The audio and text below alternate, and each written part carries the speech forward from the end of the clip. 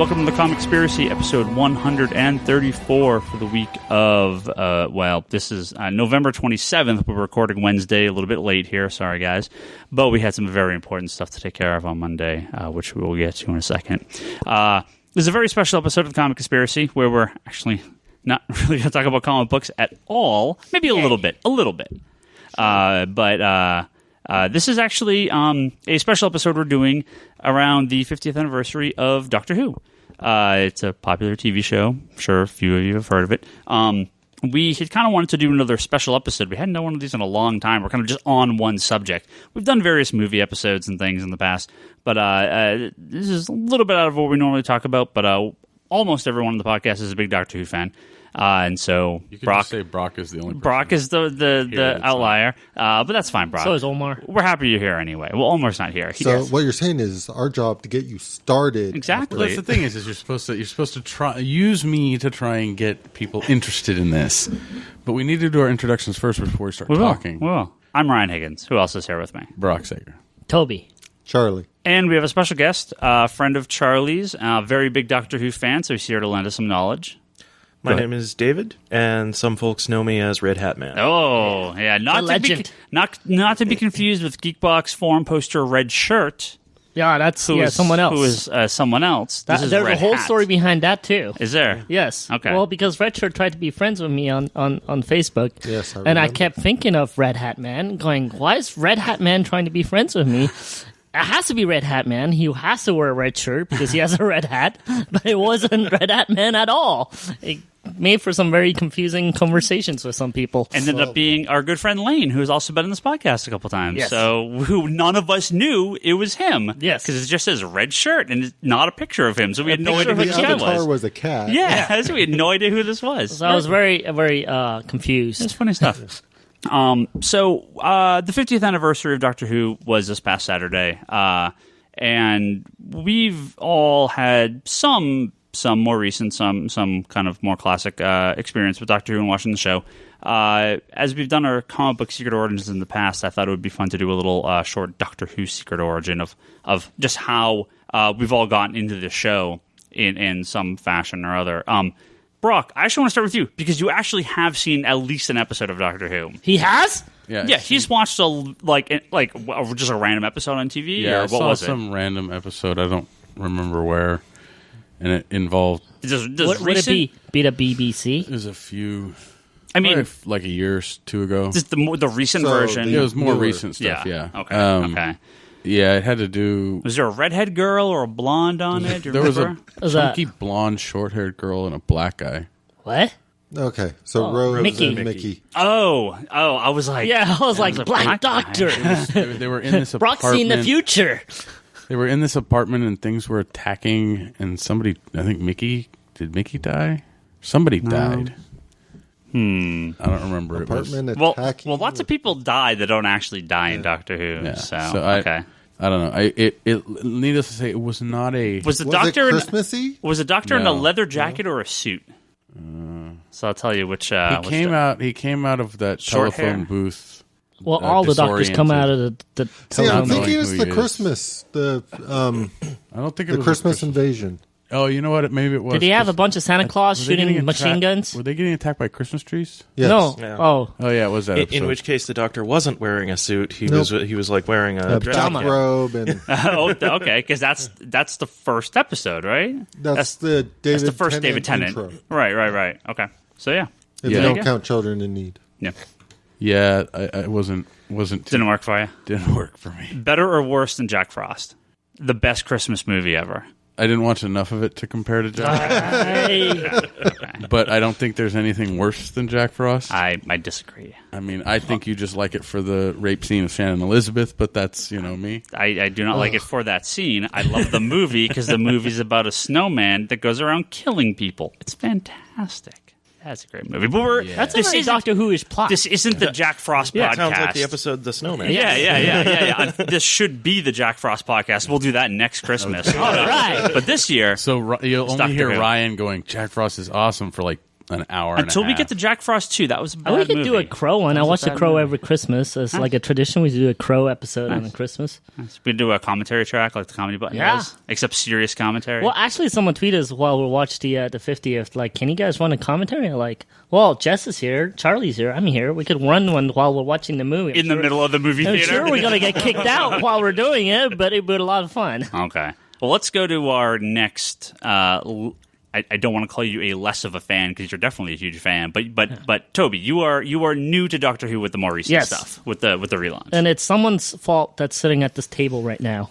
His name is Charlie. Is he wearing a red hat? Oh, No, he's not wearing a red hat, but the red hat could be also at fault for it. I'm not sure if you made Charlie a fan. No. Then never mind. A big man here on this table is at fault for making me a Whovian, as is. I want to clarify. Charlie is not actually on the table. He could be. He could be, but he's not actually on the table. he's leaning on the table. This It's is a close very enough. sturdy table. Yeah, he could. I, as many of you know, I used to work at a different comic book shop other than the Conspiracy here at Legends, and I used to do a lot of the special orders. And I had these two guys, regular customers, that bought a lot of big things and really good customers actually, and they kept ordering Doctor Who books. I mean, like over and over and over. And they ordered magazine, or I'm just like, what the hell is this, right?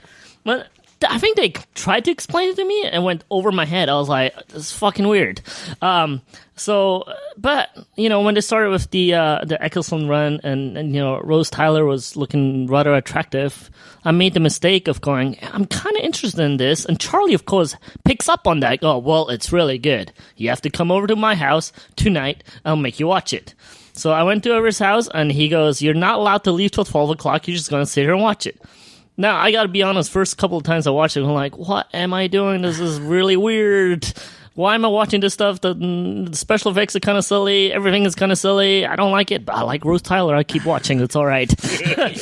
So I gave many people suggestions today, including our good friend Bryce, who literally has watched the first 2 episodes. Yes. He just watched them the other night, and him and his wife are actually kind of into it. Yeah. I said, look, you're going to get to farting aliens. Just deal with it. Yes. Just get through it was really bizarre. Just get through the farting aliens. Yes, they come back, but there's a story. Just you have to accept this. So Yeah. I'm with you. I understand. So I was really thrown off, and Charlie was really keen on going, no, keep watching. And I'm like, well, at least there's Rose Tyler. I'll keep watching. That's fine.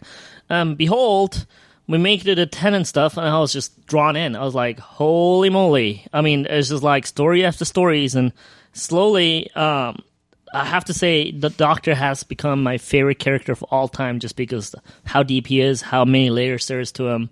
I love the companions, I love the stories, love the villains. It's been a really wonderful experience, and I completely turned, and including going to see Neil Gaiman and the guys with Charlie at the convention, where I didn't really know a whole lot about Doctor Who yet. It's just like, bam! It was like in my face. It's just like there's just this energy, including the fans. There's this love, this energy that I'm like, I couldn't help it. I fell in love with it. Now, have you gone back and watched any of the old stuff? Have you tried? I watched someone, so they're actually, a lot of them are on Netflix. Yeah. I tried watching some of them, but I have a bad thing. I start a lot of shows really, really late at night, like 3 or 4 a.m., and I fall asleep to them. Toby, that's not late at night. That's early morning. Yeah. Well, just when I go to bed. Late right? night is what Taco Bell advertises to get the drunk people in. Well, I go beyond that. So, anyways. That's early morning. Yeah. So, anyways, I tried to watch them and then I fell asleep to them, but it's nice because I fall asleep to the sound of the sonic screwdriver and the TARDIS, so it makes me feel very comfortable. That can only be taken in the worst possible way. Now, I don't want to. Now, maybe we should save this for later. I don't know, but I figured this is a good time to ask. Who's your favorite Doctor? Because everyone's got a favorite. It's not even a question. It's David Tennant for me. Yeah. I mean, I got to say Matt Smith is a very close second, and I'll be honest. If Eccleston had a longer run, he might be just there in the running for me, but there's not a lot of choice for me. There's only 3, right? Yeah. It's not really a fair question. So I will leave it to Red Hat Man and Charlie to, and you Ryan to maybe Phillips and the older ones. I'm very curious about the Fourth Doctor. Is it the fourth with that scarf? Tom Baker. Yeah. Tom Baker. I'm very, very curious about, and I just found out that my boss at my day job is a huge Tom Baker guy too. He actually grew up on it, as you did, Dave. So I'm very curious about the Tom Baker, and even more so after we talk about the 50th, and we'll go into that. Now I don't Spoilers. know. Me and Charlie are the same age. You're probably about the same age as us too. Yeah. I don't know. Because it seems like you had Doctor Who experience in utero, so you'll go last, okay, Dave? Let's do that. Fair enough. Charlie, I don't know. When was your first Who experience? Like, do you remember? Okay, so like most things, I can have sort of a passing interest in it, and I was very into sort of the Sci-Fi Sunday that KTH was doing, and This was early. This was because before I was in this area, but I'm assuming probably the same time I was getting into the stuff, which is 80s, right? I mean, that's when the public access channels were showing Doctor Who. And what basically happened with it is I'd watch random storylines on Doctor Who, but I didn't go, I'm going to tune in every single Sunday to watch this, because jumping in middle, they always would show a story arc. It wasn't like I had to watch one episode this week, one episode this week. Typically they'd show a story arc when they would be showing it on Sundays. And, of course, I was already very into a lot of other shows they were showing on there. And they actually got to the point where they were starting the Pertwee run. And they showed the first episode of Pertwee, and they were going in order. I'm like, okay, if they're going in order, this is his introduction episode. I will start tuning in every Sunday, actually, and making sure that I keep up, since I'm very much that way, that if I can have a good jumping on point to go from the start to the end, that's very much the way I am. No, at this point you would have been 7, 8. I mean, no. Younger, older? Older. Okay, this was older. So this was late 80s, early 90s. Then by this point, late 80s. Okay, yeah. But yeah, basically the bottom line is I started watching it and really enjoyed it, and was exposed to all the different doctors and stuff as they show. Because after they finished showing the Pertwee stuff, they kind of jumped around again a little bit. But that's the nature of public access. You don't really have control over what they're going to do next. Now, during the 90s and early 2000s, did you watch the stuff at all? Or did you get the VHS? Did you watch the made-for-TV movie when it was on? Okay, I watched the made-for-TV movie when it was on. Okay. I mean, obviously, that was sort of a one-and-done thing, and never really came anything of it. Yeah. And I'd still occasionally watch it on KTH when they bring it back to their sci-fi block and such, but I never went to, with Red Dwarf, I went crazy and bought all the VHS tapes and all that, but I never... Well, there was a limited amount of Red Dwarf. I mean, exactly. Doctor Who at that point was still hundreds of episodes. Exactly, and not all of them obviously were available on VHS tape, and I remember going to the VHS section where they'd have Doctor Who, and they'd have just shelf after shelf of them, but they're $30 each, $40. It's remember when they did when Star Trek the original series first started coming out on VHS, and there were $29.99 for 30 minutes, and it's are you kidding me? No, there's no way. It was tough, but when they started putting them out on DVD. When they first started, I started buying them all and watching them as they were coming out. But then, a lot of people, I was out of work for a little while, so I fell behind. Charlie has a big Red Dwarf poster on his wall. Yes, I do. In his living room. Yes, I do. Just want to add that in. But, a lot of things, I remember when they first announced the series was coming back, there was this weird kind of... I'm really excited it's coming back, but I hope they don't ruin it. And it was really weird because I remember when the first series aired, they couldn't get anybody to buy the rights in the U.S. to show it. That's how little faith there seemed to be in the market of bringing this show back. Yeah, people really have to realize just how much American fandom of Doctor Who... I mean, let's be honest, didn't really kick in until Matt Smith. Yeah, no, absolutely. Matt Smith was kind of It was there. It was getting big during the Tennant years, but Matt Smith was the one that I think got all really, these young people in, and that's when it started to become. If I'm not, it was on BBC America at that point. If I'm not mistaken, Matt Smith was when they started running it at the same time as BBC. The David Tennant stuff, I believe, was still running behind. I could be wrong on that, but I Charlie would know. Okay. During the David Tennant series ones, they were running behind sometimes a week, sometimes a little bit more. Yeah, I mean, at first it was like a year. Like, they were but way as behind. I said, what happened is they didn't pick up series 1. Right. And I guess what happened is when Series 2 started, again, they went shopping it around, and Sci-Fi got their hands on this and fell in love with the series with Series 2. So they went back, bought Series 1, played that all the way through, and then immediately started showing Series 2. Okay. So by the time they finished Series 2, Series 3, they were a couple of weeks behind between airing in the UK and airing here. Series 4 got it down to a week. Okay. It was a week difference. And then during the specials, starting with the Planet of the Dead, they were the same. Okay. So that's interesting timing, since that's also the first one that was filmed in HD. Yeah. So who's your favorite? I mean, it's hard. I have to cop out on this and separate the classic and the modern, because I don't think it's a fair comparison in a lot of ways. I agree. Some classic fans are going to be like, the modern ones all suck, and some modern ones are going to be like, I can't watch the old stuff. I think it's fair to pick one of each. It's definitely David Tennant for me.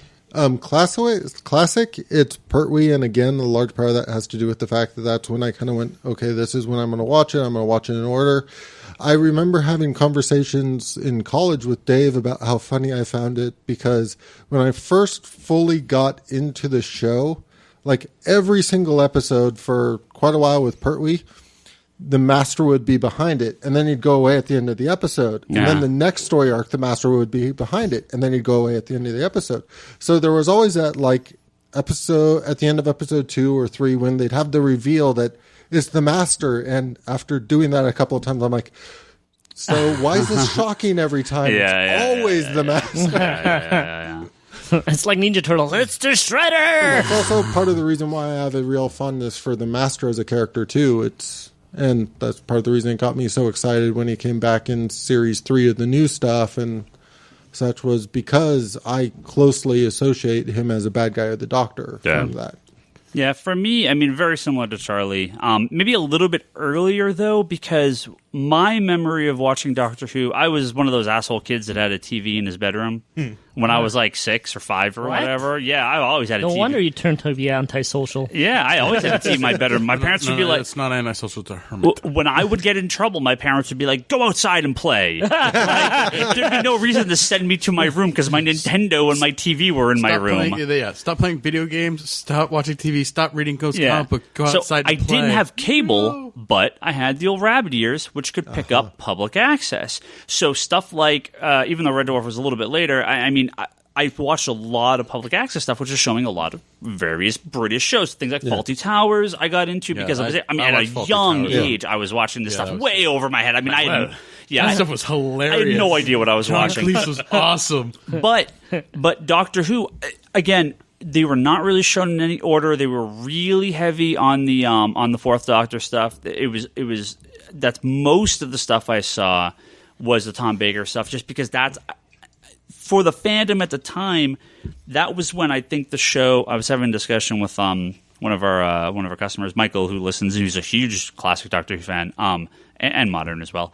We were kind of talking about that was sort of when their budget got bigger. They were able to do more stories. They were really able to flesh it out, and I think that got picked up just because it was so popular at the time.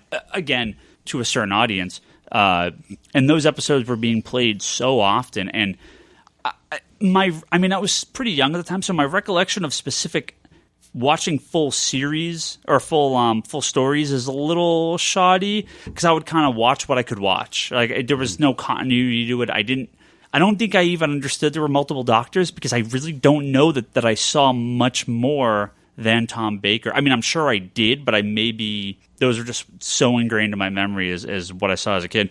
But by the time I hit, I don't know, teenage years or whatever, and it was off. I did watch the made-for-TV movie when it was on, and I remember being like, "Why is this? This is like an American thing?" And like, what? Like, I didn't think it was that good, and I was like, "This seems kind of weird. Why was this Doctor Who? Are they bringing it back?" And then it was just gone.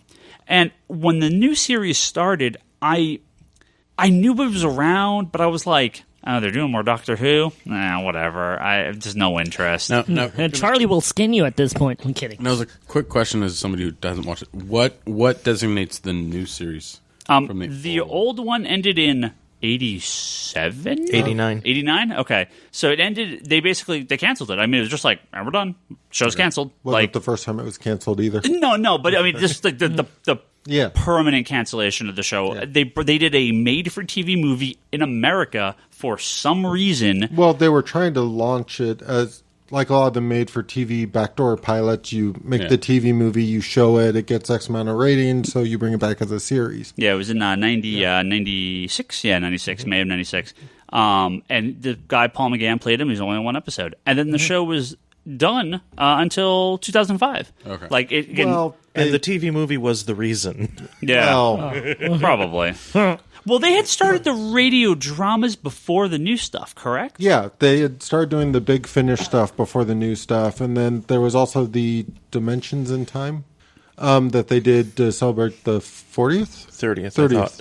I don't know. So, I mean, it's popped up here and there in terms of not wanting to necessarily let it die. And Stephen Moffat recently was talking about how he considers it one of the most idiotic moves the BBC ever did, canceling Doctor Who, considering in all that time it was off the air, you had tons of books out there, you had the audio adventures going, like Doctor Who never like fully went away. Yeah, like Star Trek and Star Wars. These things existed outside, and they did comics. But- Marvel did all those comics, the Marvel premiere. The difference, I would say, in terms of Doctor Who and that stuff is a lot of that stuff, while it continued, a lot of it had a sort of short lifespan where they would end up stopping like the magazines, or like there's a lot of Right. that stuff that continues for years after, but eventually the sort of interest dies down. Yeah. But Doctor Who kind of had this weird opposite effect, especially when you got the audio adventures going with the original Doctors doing the voices and bringing back the companions doing voices. Yeah, and these weren't just like a book that they read. These were full-on plays. I mean, these were radio dramas like the old ones where they had a full cast, special effects, sound effects, music, scores. I mean, yeah. And I mean, they when they first started those, they just had three of the Doctors. They had Sylvester, Peter, and Colin. And then they added Paul McGann, and he started doing New Adventures, which are really, really good, actually. Yeah, the guy that was in the TV movie. God, I feel this is like the 9th time I've said this recently because we talked about this in the Geek Box too. The guy that did the TV movie has been the Doctor longer than any of the others, even though he was only in one movie once, because he did dozens and dozens of these, not 100, but a whole lot of these radio dramas, and he has been the Doctor, if you compress all the time together, longer than any of the others, because he's done so many of those. Yeah, and now they even have Tom Baker came to do some of those. Yeah, he did a few, I mean, pretty much any living Doctor who's not from the new series is still doing the audio adventures. Yeah, so I don't know. I don't know why when it started I kind of didn't start. I want to say I maybe caught a little bit of an episode randomly at night one time. Wasn't that when on you were in BBC, the middle of Lost? On BBC America, maybe. But Because I mean that show Lost was everything. Lost on Lost was everything. I was to you. lost in space and time, just in a different faction. Yeah. And so on an island. yeah. So and even when it's ramping up and it started getting bigger, I still kind of. I don't know why I didn't get into it. So a couple years ago, I started to watch and very slowly was working my way through the episodes. Like I'd watch a couple and then I would take like months off and not watch any. And it wasn't that I didn't like it. I really liked it. It was just, I don't know. I don't know what about it I just was not like totally diving into. Well, and then it might have been from how you watched it before. Maybe. Right? Like I don't know. You watched it, you enjoyed it, but it wasn't something that, like Charlie said, like he got attached to it and he watched it every week. It feels like this thing that I was really into, and then I kind of just put put away for like 25 years. And then all of a sudden I was like, oh yeah, I really like this thing. So within the last year, I've gone through and watched all the David Tennant, all the Matt Smith, and in the case of Matt Smith, I poop socked the last season and a half over a weekend to get caught up for the 50th anniversary. What is wrong with me? Like, why did I not watch these? You poop in a sock? No, I poop socked. So it's when you sit and do something and you don't get up. So if you have you're to poop, pooping in a sock? you poop in a sock. Yeah, so yes. yeah, that's why you. I did not actually poop in a sock, but the expression "poop socking" Yeah, you should have. means You should have been pooping in a sock. means you sit down and do one thing. That's devotion. So I don't know why, especially with the involvement in Neil Gaiman and all this stuff. Like, I don't know what was kind of preventing me. Maybe I was just afraid of, like, great, now I have to watch 50 years of Doctor Who. Maybe because there's always that in my back of my head. You compare But Doctor there's- Who to the 7 boxes of reading material. You Exactly. have at home. But so I really, especially in the last few days, have really gone through and caught up. And yeah, I'm as fully in now as you can get. And I have no idea what took me this long to get this far back into it, and I'm very happy I did. See, I'm kind of the opinion that if you just watching your TV habits over the years, when Lost started, you got started on Lost. You never really fell behind. You No, never I didn't had watch to the first cut- season. You didn't watch the first season? Not when it aired. I didn't get Well. until season 2, and I poop socked that. So I gotta say, No, Lost you is didn't. another one of Charlie's faults. I was at Black Friday, and I was looking at the box set. It was $20. I looked at Charlie. I hear this is really good, and he goes, "Yes, it's very good." And I was like, "Well, Evangeline Lilly is very hot. There's a pattern going on here." So he goes, "Yeah, you should pick it up." I'm like, "Well, if it's bad, it's only $20." And then the next morning, I yelled at Charlie. I'm like, "Charlie!" And he goes, "What? I haven't slept yet, but I'm on the 3rd disc." so All I can say is I've watched you buy like the entirety of SG1, and Yeah. then you'll watch a little bit of it, Yeah. take a few months off, watch Yeah. it. That just seems to be your way when you're Yeah. very behind on something. it is. It's just it's so daunting, right? There's so You know much what of is? it. He loves poop socking. That's what it is. He loves to shit in a sock. right. You know, I never want to be in his living room. You don't want to sit down on his couch anymore, do you? Yeah, the dogs look at him and go, "You make us go outside." All right, we're gonna have half this episode is gonna be our secret origin. So, Dave, Yeah. what's Dave. your Before we move on to me, I just want to point out that Ryan is making the rest of us look bad. I know you guys can't see this on the podcast, but he's the only person who actually showed up wearing a Doctor I Who did. shirt. It's completely unintentional. Yeah. So yeah, I can't be Ryan's- shown up. I don't own one. But you have the red hat. That's like very Doctor Who-ish. Like it adds to the legend. And my favorite. As much as I like Matt Smith as a doctor, I could bitch about this all the time. But the episodes are my favorite. David Tennant to me, those years, the David Tennant episodes to me, and just his acting and everything was just so perfect. 3 for 3. But I have a feeling that Dave is going to throw that out off. But classic, Tom Baker again, like Charlie with Pertwee, was just the one that I saw so much of, and to me is the classic You Doctor want Who. his hair, don't he has great hair. He does. I want his hair. And those episodes that he did, I mean, I think defined kind of it really was the thing that made this legacy. I mean, he was on it for such a long time, and I think it's as important as you can get in the show. So Yeah, he still holds the record. yeah, he's still the longest running. So. All right, Go ahead. Dave. So I have been a Doctor Who fan, I like to say, almost since the womb. My mother was a big Doctor Who fan, so I grew up with Doctor Who in the house.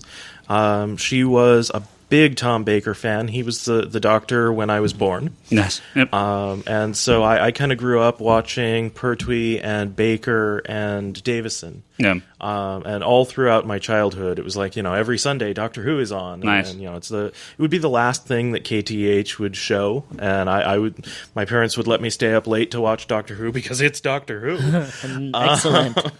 So I grew up on that. And you're right. I am going to break the trend. Yes, yes. So my doctor is Peter Davison. Nice. Oh, So I was a big fan of that Time Crash special they did where they brought him in. He's probably my number 2. Again, he's a little bit different than Tom Baker, but I really like what he brought to the table, and just his. Again, I haven't seen as many episodes of those as I want to. Something I'm trying to correct, but Davidson's what, number 6 with the broccoli? No, Number 5. five. and it's the broccoli. celery. Oh, Celery. okay, number 5. Close. Celery. I was pretty close. I was just wrong with the number. It's still a green vegetable. It's stocky. So, did you watch the new stuff kind of when it started, or did you I kind of did, come in a I little did. later? So I had watched Doctor Who through the end of Davison, and then through Colin Baker and Sylvester McCoy, I kind of started losing interest. Those episodes I really think were not as good as the ones that came before, and I really understand, why the series wound up getting canceled. And I may disagree with Stephen Moffat on that. I think it may have been a better idea to cancel the show at the time than to keep doing what they were doing.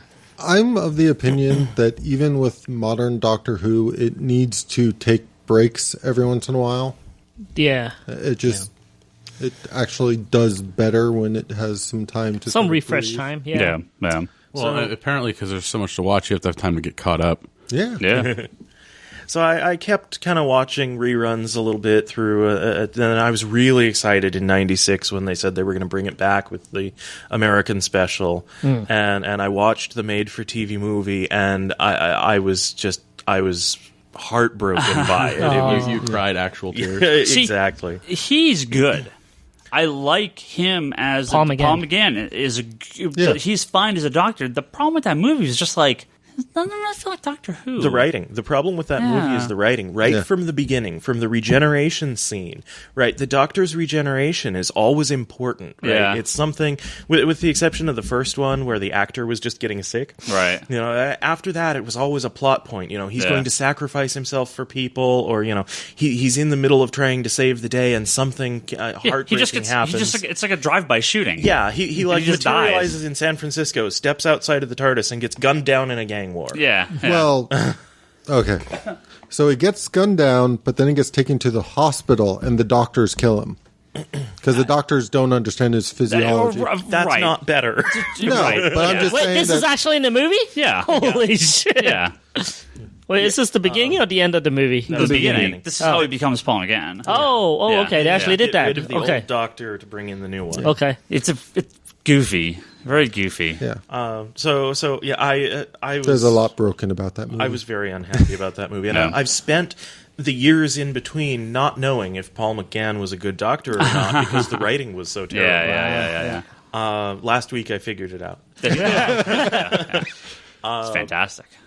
So after that in 2005 they announced they were going to relaunch the series. I was like, oh no, they're going to do it again. I was just dreading it and it didn't help that they brought back they announced that they were going to make some changes. It's like, well, we're not going to do the serial format with They multiple lied. episodes. We're going to do the one episode at a time.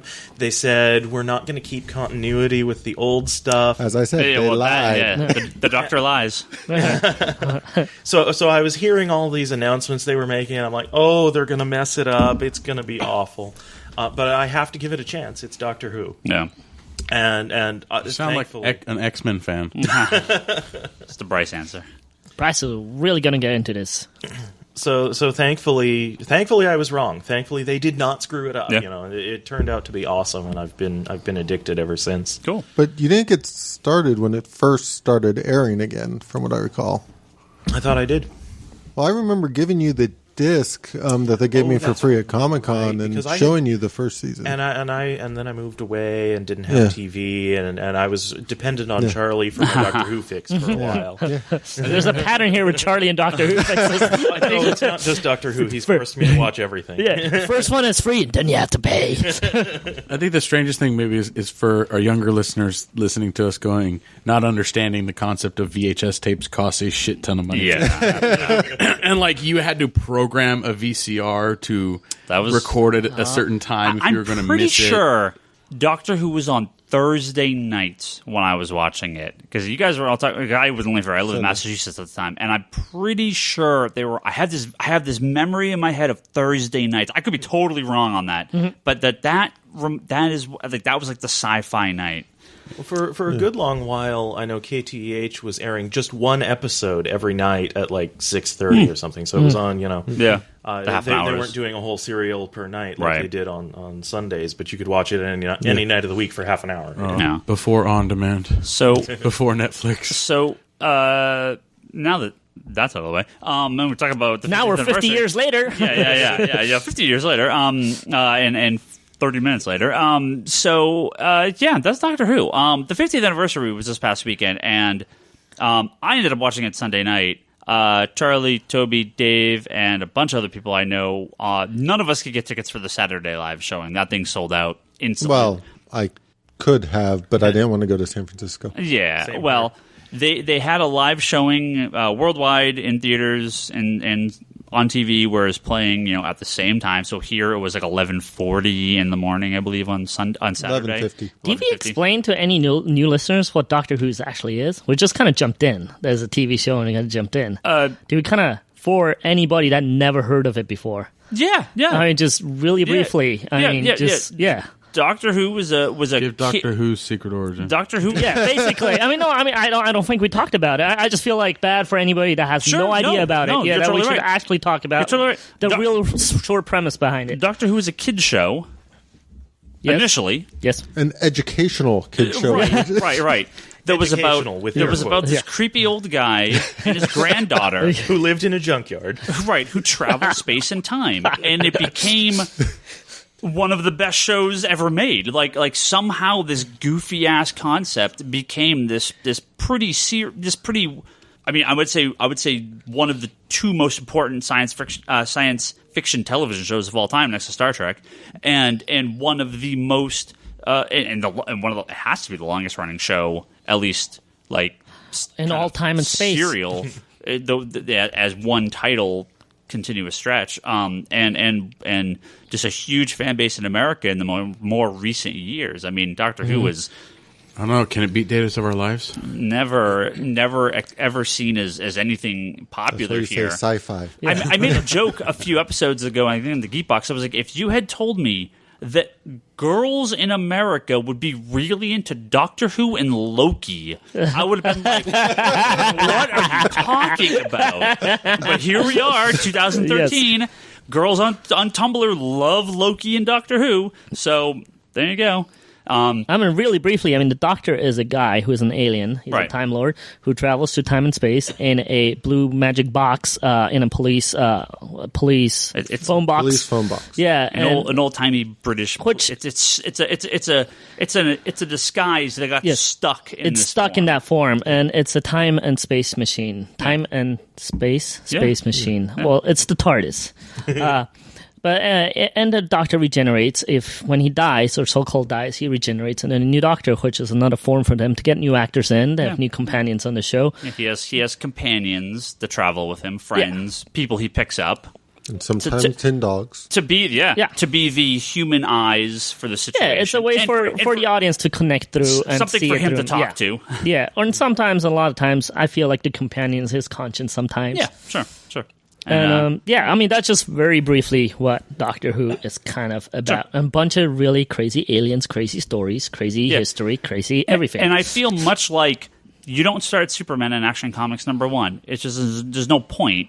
The things don't work. It doesn't make sense. It's not. You can read it. That's awesome, but don't expect to read everything. Watching I think they're just shy of 800 episodes of Doctor Who. That sounds right. There are 241 stories. But many of those stories are the multi-part series. Right, multiple, all the classic stuff. 26 seasons of stories broken into I could just see Brock's mind right. I go, 2 to 6 episodes. I just think it's funny. Doctor Who is like the Action Comics, Detective Comics, Uncanny X-Men. like you watch it all on Netflix, or almost all. running thing that people might have a little tendency of being, oh, that's a lot to get into. But you gave the point of like kind of the made-for-TV movie. Everything before it is considered classic, yeah. and everything after that is considered Modern. modern. Yeah. And then from what I've heard, just from you guys talking about it all the time, is that you can start with the Doctor. if Yeah, you want. that's usually a good point. so start with a new Doctor is usually a good jumping point. I It's feel kind of like you want to start with Batman, you can start with Batman with a certain creative team. You don't have to start. Yeah, You exactly. could almost say you could even start with a companion. Well, I think the companion is a better place to start because that is the arc. You have like Rose goes between the 9th and 10th. You have some obviously Clara, the new one, gets put into the place of when the previous companions leave. So I think the companions are the story arc. The Doctor a little less so, but honestly, there's so little of the new stuff that it's really not that hard to watch just new stuff. Watch the classics. It's like, do you really want to read comics from the 30s? They're cool, and you should. But a lot of people can't and won't be able to deal with them because it's a different time for different people. Well, I mean, for me personally, going back and reading like Green Lantern, Green Arrow, that series that's praised for being, like very politically charged. Okay, be careful here. Hold on, Charlie's gonna skin you. Being very politically charged, and I mean, they go on a road trip and they're going around the country and dealing with like actual things like on the ground, like Straczynski did recently with. Or before the New 52 with Superman. Yeah. It's a different time, so it's a different kind of writing style. But I mean, going in knowing that you're going to get more out of it than just going, I'm going to pick up this old issue and read it, and you're going to be like, this doesn't read like a new issue. I don't like it. Yeah. So especially I want to you guys, before we start talking about maybe some of the specifics of the 50th anniversary, I want to talk about you guys. Because you guys went to the theater. Yeah. So this was Monday night. So worth it. 3D, because it was actually an actual filmed in 3D for once. And they showed the whole episode. It was, I want to say, 70 minutes? 75 minutes. So Dave is on it tonight with the details. And, how was the crowd? How was... I know there's some awesome opening bits to it. I want to hear about that. So good. So the crowds were great. It completely sold out. I was reading today that in the theaters nationwide, considering they did at most two showings, it made $4.8 million. It was second behind Catching Fire. But that was for all day. Deadline says 4.7 million at 650 theaters. The second biggest film of the day after Catching Fire. It was the number one on Monday. Nice. But obviously it was just one day, right? Yeah. But it was 10.2 million globally. Which wow. There are straight up Hollywood movies that don't make 10.2 million. Wow. Ever. And right? this is a TV show. And this is one day, one night TV show. I couldn't get tickets.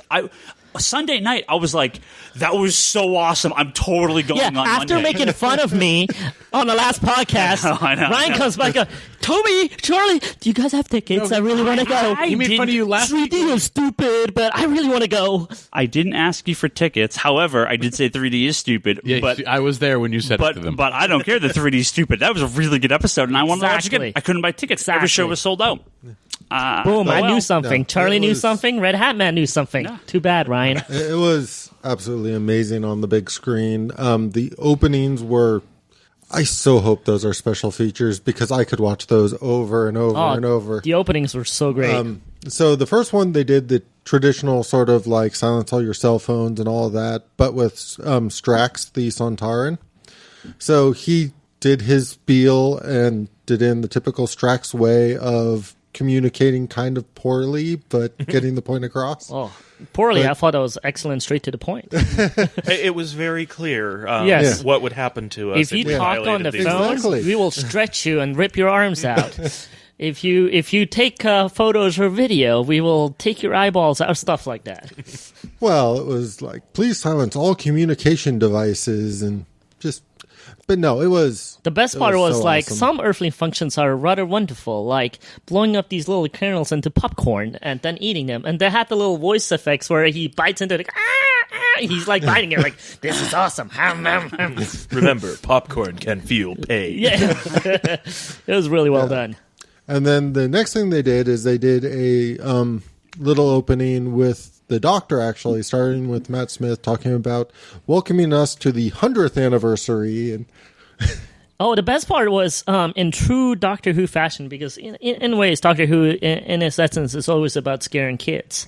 Now, in true Doctor Who fashion, Matt Smith goes, well, everybody, there's some of the aliens here disguised as humans, right? Now, there's a trick to really figure out who out of the audience is an alien.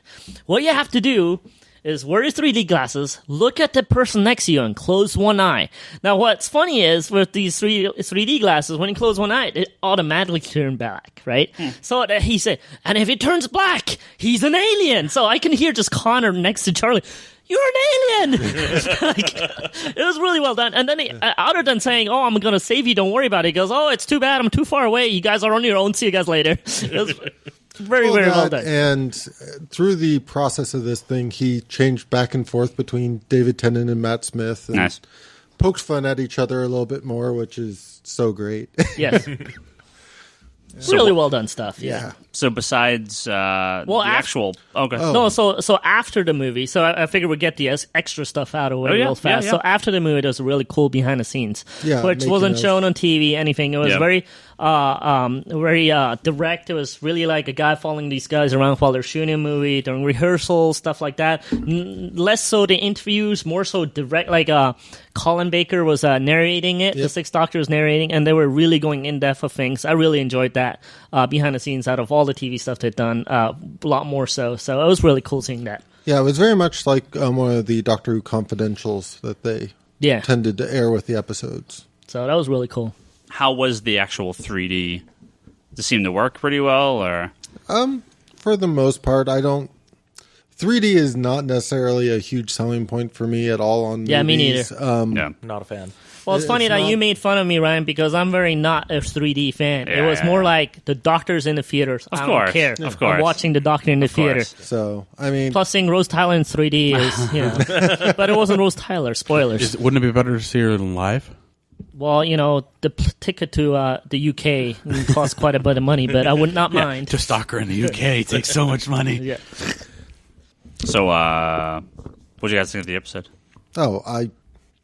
It's just one of those episodes that I can't stop watching. Yeah. I guess that's pretty much what it sums it up. It's like I finish the episode and I immediately go, I want to watch that again and start it over. So I watch a decent amount of TV and a fair amount of movies and stuff like that. And occasionally I watch something, and after I finish it, and days later and months later and weeks later, I remember almost every single thing about that episode. Now, this does not happen often. It happens occasionally. With a lot of the comic book movies, it's actually happening quite frequently as I'm really into these. It's clear. I can tell when I'm really paying attention to something.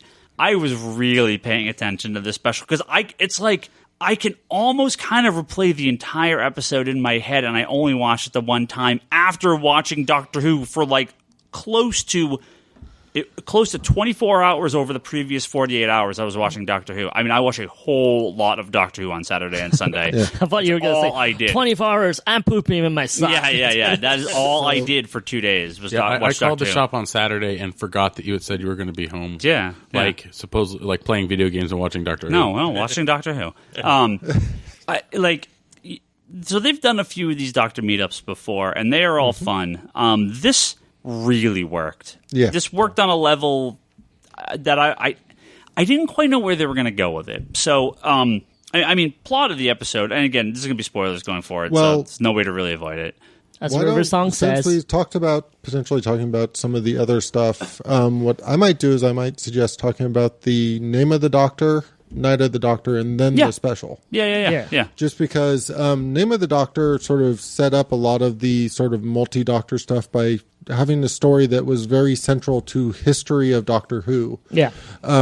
Basically, Name of the Doctor was the finale of Series 7, which involved Clara. the Doctor basically being forced to go to his grave. And at his grave, they revealed that basically when the Time Lord dies, it sort of leaves a scar in time behind. Mm-hmm. And it allowed the Great Intelligence to go and basically poison the Doctor's timeline. And Clara went in and corrected it. And what this allowed them to do... Let me set you up real fast, Charlie. I mean, for listeners, Season 7, the second half, they introduce a new companion named Clara. And they introduce her in such a way where the Doctor goes in different times, and and she keeps showing up, but she's not the same woman as we think she is not. She dies, and then he meets her again. It's like a mystery to him. Like, why? They call her the Impossible Girl because he keeps meeting this woman that died. He's seen die, but she keeps popping back. But it seems like there's hints that it's the same woman. So in this season finale, you see what happens. She basically jumps in the time stream, and it's the coolest thing because she basically saves the Doctor in all over time. It's like even the old ones. She even suggests like which TARDIS he should get and stuff like that. It was really well done. If you're familiar at all with the Trials and Tribulations episode of Star Trek Deep Space Nine, where they go back to the classic Trouble with Tribbles episode, very kind of similar, where they're taking her and inserting her in old footage. Not quite as well, but still, it was great to see them actually like, oh, we're going to acknowledge like all these previous things and show her interacting with all these old Doctors. It was, and especially that one scene where she does shape that decision of which TARDIS he's going to steal, because that means that she has had impact on the entire 50 years of this series. Because throughout the 50 years that it's been running, it's been a key point that this particular TARDIS is a little bit defective in important ways. Very important ways. And at the end of this episode, they do the big reveal that there was a Doctor that we didn't previously know about, or not Doctor, depending on how you put it. But basically, there was a Doctor between Paul McGann and Christopher Eccleston, played by John Hurt, that they reveal at the end of that episode, and that's very central to the 50th anniversary. Then, I want to say a week and a half before the 50th anniversary, they released Night of the Doctor, a little webisode that featured Paul McGann that was, again, very central to sort of the plot of the Time War, which they've been building up since they brought back the series, is the idea of this Time War that the Doctor was forced to wipe out his own people and the Daleks to end because essentially it was so big and so vast, it was wiping out everything in his path, meaning if the Doctor didn't end it the way he did, Earth would eventually be destroyed. All reality would basically eventually be destroyed just in this massive war. So John Hurt was the Doctor during the Time War, and when they did the webisode, they brought back Paul McGann to show his final moments, which they've never done. That was the one regeneration that we had pretty much never seen. Mm-hmm. So they had never really established what happened to Paul MGann to because in the Paul McGann episode, I mean, it just ends and he's there. Yeah. When they start with when they restarted the series, I actually forgotten this because it had been a while since I saw it, but I guess it is hinted that he is kind of just changed at the beginning, at the very first episode. Which because he looks in the mirror, I want to say, and say, oh, different cheeks, and oh, that's how it looks like. Yeah, like that. I didn't actually remember that. Again, I was talking to Michael about this a lot earlier, so thanks for the reminder on that. So what happens again in Day of the Doctor, and then into the new series. So we're finally getting that link that we had previously missed. I mean, most people assumed Paul McGann died; he became new one. So now, Chris Eccleston. This is an excellent choice of storytelling to do this, because in ways you have the mystery Doctor that nobody's seen, right? And it goes right between where the Doctor went off air and came back. So it's like. He was there all along. Right. They just didn't film it. Right. It's just really brilliantly fit in. And it really explains, I think, kind of Christopher Eccleston's way of he was very angry, a very different type of Doctor. He was still fun and exciting and adventurous, but there was an anger there that which she showed numerous times. Fresh out of the Time War. Right. Yeah. And so, now, correct me if I'm wrong. In the Master episode, don't they talk about the Time Lords being not actually dead but imprisoned, or was he going back in time at that point? I have some recollection of already knowing that the Time Lords and Gallifrey wasn't destroyed in the Time War. Was that the one with Timothy Dalton, the double the Bond? Timothy Dalton he was as Rassilon. Yeah. But even that was okay. So during the Master episode, they talk about how the Doctor was there when Arcadia fell and how he had to end it. And that they were the only two left. Right. So that wasn't during the Master. During the End of Time episode, And it basically was a story taking place in the last days of the Time War. Basically, the Doctor hadn't done it yet. Okay. And they managed to establish because the Time War and everything that was supposed to be going on, there was supposed to be a fixed point in time. Right. Basically, it was supposed to be, I believe the term they used in that episode was time locked. Yeah, yeah. So the Doctor couldn't even travel back there. Okay. Meaning there should have been no way to affect that time, but they found a loophole that basically they established basically what drove the Master crazy all along was what the Time Lords did to him to continue to have a link to the present. Okay. Basically, they sent the drums that he always heard in his head. Right. So they could establish that link to get out of the time lock. Okay. But I'm pretty sure that was just the High Council that did that. Because if you look at those scenes, they're not even in a room. They're sitting around a table, and all around them is just blackness. Yeah. And there was a quick reference in the special, just almost a throwaway line, where there's this guy talking to the general, and he says the High Council is making their own preparations or something like that. Yeah, which was a nice... Okay. The only thing that throws me a little bit about that, and not to get super picky about this, but there's a scene at the end of the first part of End of Time where Rassilon goes out to basically address the other Time Lords, where he talks about the end of time itself, which is like the first indication that the Time Lords weren't necessarily the good guys towards the end of the war, which is sort of a interesting question if we ever get that addressed. But I think that was my confusion, because I think I thought that was supposed to be like all of Gallifrey and not just the Council. So that makes more sense now. So to this point, I think the Council's the only ones that are basically able to cross that threshold. It wasn't like...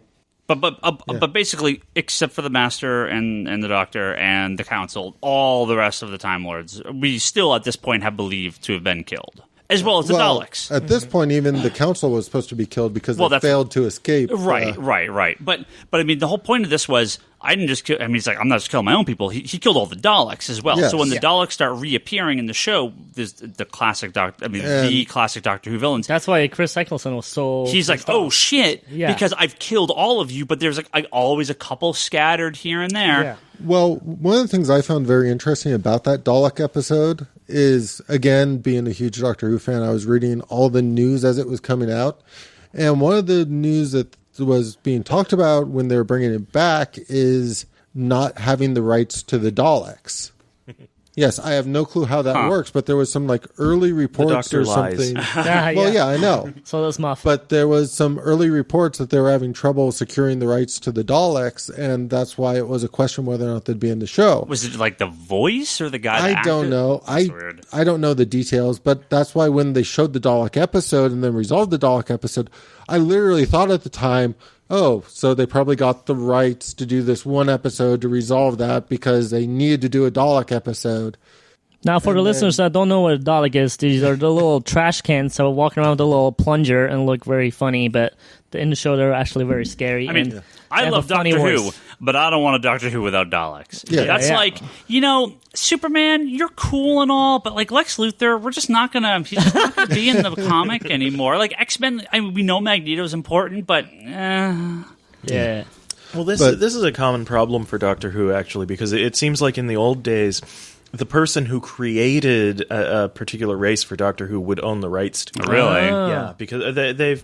If you notice in the credits, for a lot of the races that they've brought back from the old series, there'll be a credit that'll say, Daleks created by Terry Nation. Cool. Right. Actually, I think that's kind of cool, though. Yeah. It can be, but sometimes it could be it's not. problematic. Well, in too. comic That's why books, we don't see K9 very much, because the guy who owns the rights to K9 isn't always willing to let them use K9. And that's why they have a separate K9 series that's not really linked to Doctor Who now. In the comics, I mean, you'll see that character created by blah, blah, blah, but it's not that they don't own the rights. It's just like we have obligation. It's like we have a legal contractual obligation to credit the person, but it's still ours. So that's weird that these exist outside of their control. But at this point, it's like, why would you not mostly give it to, I mean, in most situations. So, anyway, so... 50th. So we're in the 50th year, and we have an hour into this episode, and we're gonna finally get to talk about this. We get Matt Smith running around doing a thing. Gets summoned to. Well, this was one of my favorite things about the beginning of this episode is you have sort of like this story going on with Matt Smith, and then something would trigger something, and then you'd get a separate story going on with John Hurt. Yeah. And then something would trigger something, and you get the separate story going on with David Tennant. So you have a sort of chunk of story where you're like in the middle of a adventure of each of them. Mm-hmm. Right. And then you get to this one point which starts to cross the stories, but I actually thought it was really nifty to see David Tennant by himself for a little bit and John Hurt by himself for a little bit. Because it adds a lot to the John Hurt character to see him by himself. Yeah.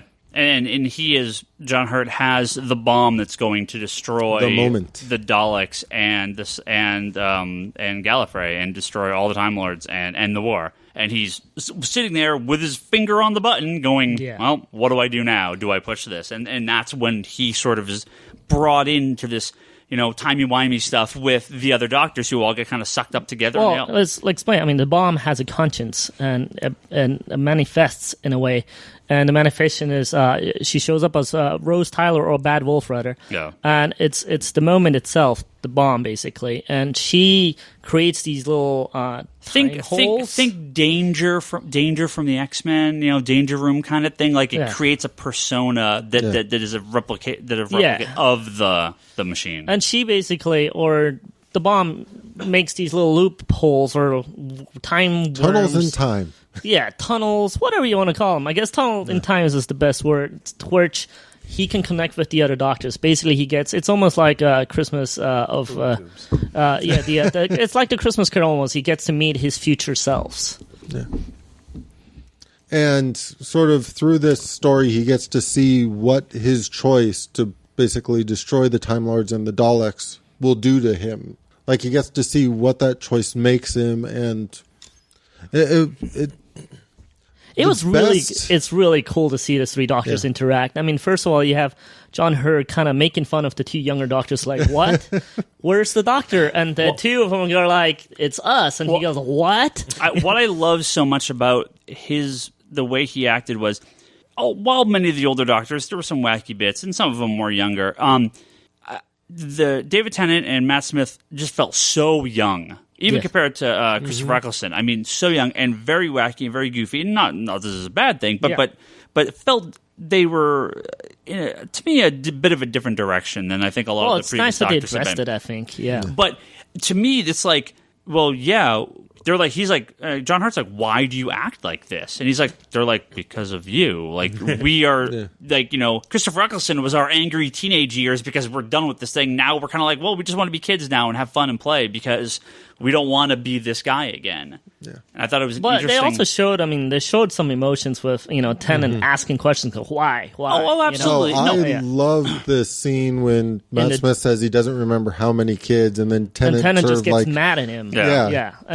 They're not. I mean, it's a face that he's putting on. He's the oldest he's ever been, but he's trying to act as young as he possibly can because he doesn't want to deal with everything that's been left behind. And it's just such a beautiful scene when the John Hurt doctor is talking to the moment, and it's like, look, this is what you turn into: the guy who's angry and the guy who's forgotten it.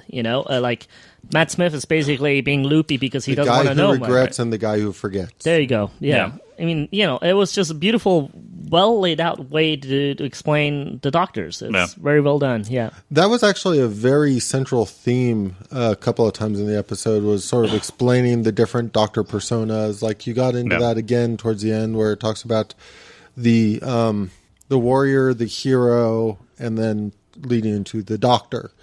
But that's actually one of those things that even like the older doctors, they talk about how you have the swashbuckling doctor and you have they always tend to have some sort of descriptive personality that makes them unique but still the same. Yes. I mean, we don't have to hit it on every plot point here, but the goal of this is can we change our own past? Can we fix this thing? Or oh man, not necessarily can we fix it, but what actually happened? Like, what can we do to this, and can we redeem ourselves? And they do. Yeah. I mean, that scene was so beautifully done. I mean, I shed some tears that when I was watching that, because when John Hurt basically is like, I'm gonna have to do this, basically. Yeah. And Clara, before that happens, talks to John Hurt, and she figures out that he hasn't pressed the button yet. All throughout this whole episode, the two other doctors feel like John Hurt already done this. He already pressed the button. Well, they did. He did to them. Well, yeah, right. He already destroyed the world, right? She figures out he hasn't done it, and so the two doctors show up with Clara at the moment where he's about to press the button. And it was just a beautiful scene where he goes, I have to do this to make the world right. I have to do this for you to be the man that you are now. Men, plural, the two doctors basically. And the two doctors show up and goes, you don't have to do this alone. We'll do it together with you. Right. And in true doctor fashion, and you can see the moment is getting kind of worried because that's not her purpose, it's not to press the button. In true doctor fashion, Matt looks over at Clara and she just goes, no, this is not the way. It's almost like his conscience. That kind of triggers him, to me at least, you guys could disagree. To me, that triggers him to think about that there's a different way. And then, they go on and figure a different way to get out of this hole. And I thought that was everything. I mean, this is the 50th anniversary. Everything was very traditional Doctor Who moments. Yeah. It's like, big thing happens. It's not what it seems. And there's always a different way out. Yeah. So I feel like they paid homage to everything that is Doctor Who to me at this point. And the way out was getting all 11 doctors plus John Hurt, this middle doctor, but not just the 12 doctors, but also 13 as we get our very first... That was a cool scene to see Peter Capaldi's eyes. We get our very first scene of Peter Capaldi, the guy that's going to play Doctor Who I'm assuming... After Christmas? After the Christmas special. Because they'll film the regeneration... Right at the very last minute. Yeah, it was just cool to one see episode all those left, show and up. all you see is his. They're like, there's 12 of them. He's like, no, 13, and you just see his eyes, and it's like, holy shit! So we already have Peter Capaldi, who's in the future, coming back to an episode that he's not even in the show yet, and they're already putting him in. It's like, and they're basically able to sort of suck Gallifrey and all the Daleks into basically, I don't remember what they called it, but like. Kind of tuck them away in time. Yeah. Right. Frozen them in a pocket dimension, basically. Right. And Doctor Who's Phantom Zone. And which is basically, cool. Basically, sure. Exactly. I mean, and they are. All this time. I mean, since the modern time, this has been the thing that's been in his past. Now it's cool because 50 years later, you do this point where they touch upon the past and lay the tracks for the next 50 years. Yeah. So basically, now somewhere out there is Gallifrey is home. Yeah. Right. So now the search is on. And just to sort of go back to the old stuff, a lot of the old series was about him avoiding Gallifrey. Oh, he hated avoiding Time the other Lords. Time Lords. I mean, they wanted to make him president of the Time Lords, and he just fled. In a little bit, we're going to talk about some of our favorite new and classic episodes, and one of my favorite classic episode is straight up the Time Lords were like, "Look, we're assholes, and we're going to do something horrible to you, and you got to deal with it." Like that is the entire purpose of the episode. So yeah, he hates these guys, but they're still his people. Yeah. So what do you do in this situation? Yeah. And again, with Tom Baker being one of my favorites. After he saves the day, and Matt Smith's kind of sitting around going, "Oh, what do I do now?" Well, no, this is such a cool scene because it sits in the museum, and he goes, "A curator, I could be the best curator there is." Because they're in basically think of the Flash Museum. Yeah. They're in like the Doctor Who Museum, right? Yeah. I mean all the crap that he has, all the stuff unit, which is like they're kind of alien Secret Service guys that run around and fight the aliens like Torchwood and stuff. He's with them and he's like, I could do this. And we have, before himself comes up and...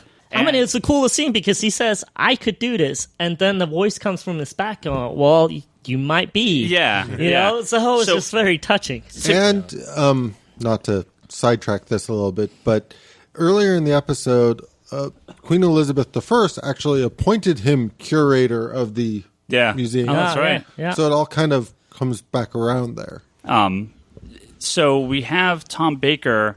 I mean, here's how I saw this episode, and I saw some people kind of looking at it other ways. No, I thought that was a little silly. we have now seen the end of Doctor Who. He says straight up, you can take on some old familiar faces. and and we're still here. Yes. To me, kind of implying maybe we've hit our regeneration limit. The whole point is they can only regenerate 12 times, so the 13th time is the last one, which is Peter Capaldi. But what if we can go take these classic faces again, right? What if we can go back? What I suggested in the Geekbox last night, and I'll say it again here. I mean, something like take the new Star Trek, where it's like these are the same people, just different actors playing them. There's no reason they couldn't go back and be like, all right, well, I guess I'm going to become Tom Baker again, but it's a new actor. Be like, this is Tom Baker, right? I mean, I don't. Who knows what they're going to do, right? But to me, we've now seen the end of this, and he's able to basically retire and be this and grow old. Yeah. And that is his future. And that scene is just so cool. And I want to ask you guys, the Tom Baker guys, I mean, is this how he talked? I like the little riddles. The second he said one word, I was like, oh my God, it's Tom Baker. Like, the second he started talking. Okay, I was curious about that because it seemed like the actor was so good at it. It's like the excitement of wanting to tell him all the things he wants to tell him, but can't. Yeah. He goes like, the whole his eyes were just popping up and he goes like, but who knows? Tom Baker's, he does the eye thing. It was really well done, and he just kind of walks away, and I was like, it's a beautiful scene. And he even says, like, I could be your future, I could be your past, but who cares? Right. It was just beautiful scene, very, very beautiful scene. I thought that was a really nice way to do the 50th. Yeah. He does have a very playful and enigmatic style. Oh, nice. Yeah, so, I don't know. I think I went into this, and I'm sure a lot of people did, expecting John Hurt to be a bad guy. That's what I... I thought he was going to be like, I'm this awful doctor, I'm going to kill everyone, and they're going to fight him. I mean, that was what I thought the episode was going to be about. Again, in true Doctor Who fashion, things not what they seem. Completely, I'm like watching it, I'm like, this is not at all, this is great. Yeah, I love it. And the thing is, I mean, John Hurt plays the guy so well. I mean, he has a humor. Yeah. He's kind of a teacher in ways, and he asks the right question. He's wondering, curious about it himself. Even though he's an older guy, you could tell he has a humor of a younger person, I feel like. It was just really well done. And when he's pressing the button, I thought the choice with John Hurt was so well done that it had to be a battered old man. Like, he's just been beaten. He doesn't see a way out. He wants to take the responsibility because he's just done. He's just like, this is the only way out. I'm gonna press the button. And two comes his younger selves going, no, there's we'll do it with you. And then they figure something else out. I just thought the casting of John Hurt was very, very well done. Yeah. It's interesting how those younger men that come to him are in a way more battered than him. Yes, they've been living with the consequences of this decision for centuries. It's just visually, it was really, appealing. I mean, you got the battered old man about to press the worst button of all time, in ways, right? And then they have a way out. And even though we don't really see it because Christopher Eccleston wouldn't be on the episode, but we do get the regeneration, where he kind of walks into the TARDIS and he's like, okay, I'm done. Yeah. Well, also, I mean, when he thanks the other doctors, it's such a touching scene. You can, even though he's only been a doctor for one real episode, I know you believe totally that he is a doctor. Yeah. And he even thanks him like, I can be the doctor again. Thank you. It's like the Batman when he receives the letter in what's that Flashpoint? Yeah. When Batman receives the letter and he says that thank you to the Flash about getting a letter from his parents. It's very much similar to that. I feel like when he said thank you to the doctors, I can be me again. And then it's almost like his mission is done, and then he goes, this makes sense when his regeneration starts. So. And that regeneration scene as well for fans of the old series, that shows him even more in the light of being the Doctor, because that line that he says just before he regenerates, he says, makes sense wearing a little thin. Yeah. That's one of the last things that the first Doctor ever said. Oh, wow. In his regeneration episode, he says, this old body of mine is wearing a little thin. Oh, it's very nice. And then moments later, he also, so David Tennant says his line again. Like, I want to go. It's like, please.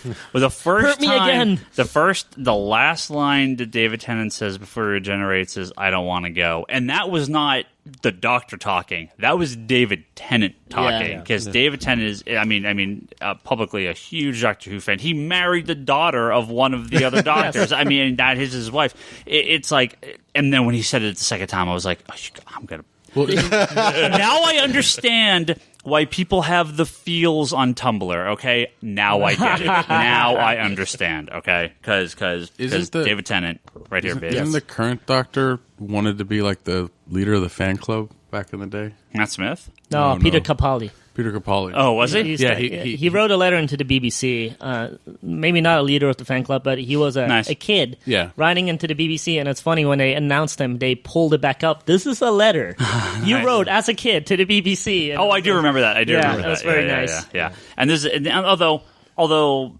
the CG was a little dodgy, I really appreciated just them walking out and all the doctors are standing there in one shot. It's very beautiful. Just so good. Yeah. So nice. Yeah, in the behind the scenes thing, they actually showed a little bit of how they did that, and that was pretty cool. Nice.